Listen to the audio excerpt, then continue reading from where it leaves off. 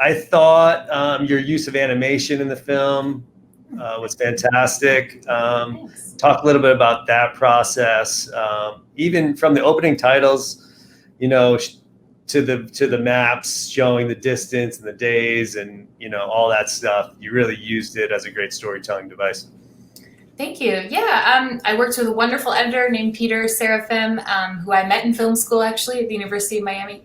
And he did the opening title sequence and the closing credits. And then I worked with a wonderful animator named Wing, and she did all of the maps. That was an interesting piece to layer in, I have to say, because truthfully, I never came to this film thinking like, I really want to tell a story about rowing. To me, it was really never about rowing. That was just sort of a byproduct of telling a larger story about the power of the human spirit and about friendship. So I didn't want it to be too technical, but I wanted the audience to have enough understanding of the struggle that they went through, where they were in the world, you know, how many miles they were rowing in a day. So we didn't want to be too heavy-handed with the graphics and sort of the placement.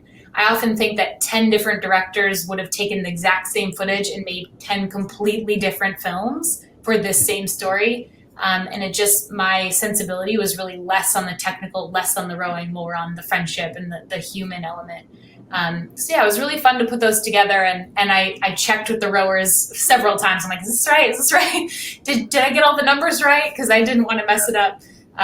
Double checking that it was actually accurate. So yeah, that part was really fun.